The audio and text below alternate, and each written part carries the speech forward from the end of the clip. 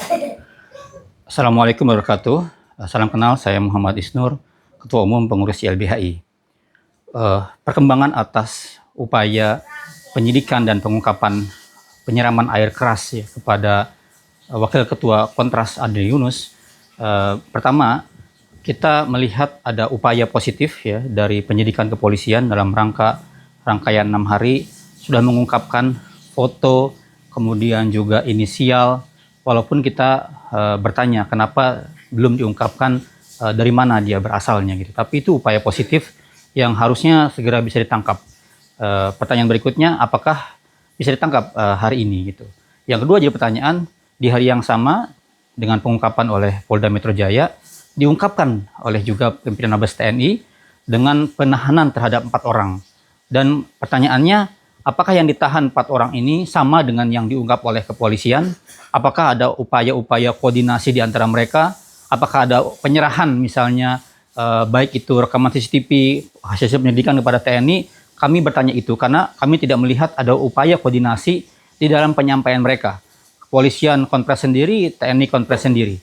Ini bagi saya menimbulkan tanda tanya ya, karena kami khawatir pengungkapan ini hanya sampai di level pelakunya saja, tidak sampai aktor intelektualnya. Siapa yang memerintahkan, siapa yang menyuruh, karena tindakan penyiraman air keras oleh anggota TNI dari BAIS yang tugasnya bukan untuk itu, bagi saya ketika 4 orang melakukan, bahkan potensial diberi itu, bagi saya ini adalah sebuah operasi. Dan operasi anggota BAIS tidak mungkin dilakukan tanpa sepengetahuan atasan, ya, tanpa komando. Kan nggak boleh ada anggota bergerak sendiri, itu berarti pergerakan liar, operasi liar gitu. Maka ini penting harus diusut sampai tuntas, sampai siapa yang memerintahkan, apakah ada jenderal di baliknya gitu.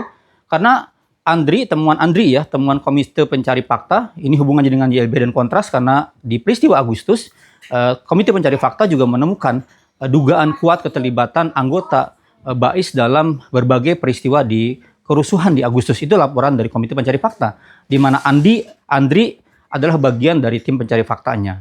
Yang oleh karena itu kita memerlukan dan mendesak pemerintah, yang mendesak berbagai lembaga negara dan masyarakat sipil membentuk TGPF, Tim Gabungan Pencari Fakta, agar apa? Agar perkara ini terang benderang, tidak kemudian dihentikan dan dialihkan hanya pelaku lapangan saja.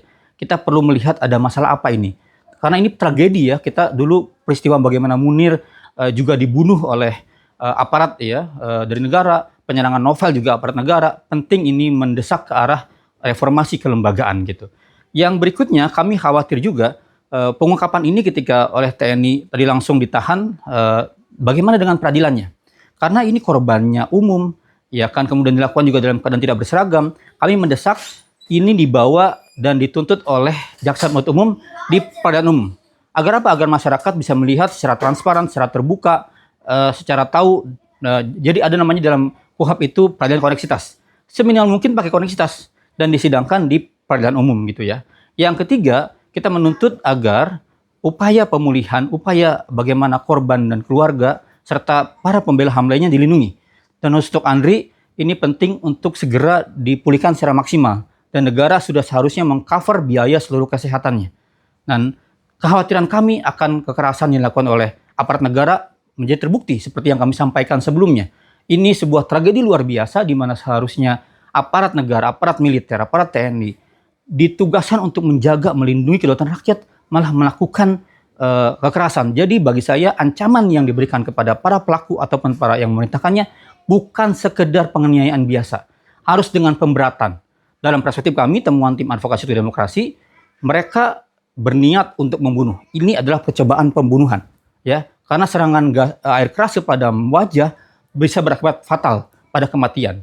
Maka kami mendesak juga penerapan pasalnya nanti oleh penuntut umum dan hakim harus dengan pasal yang sangat berat.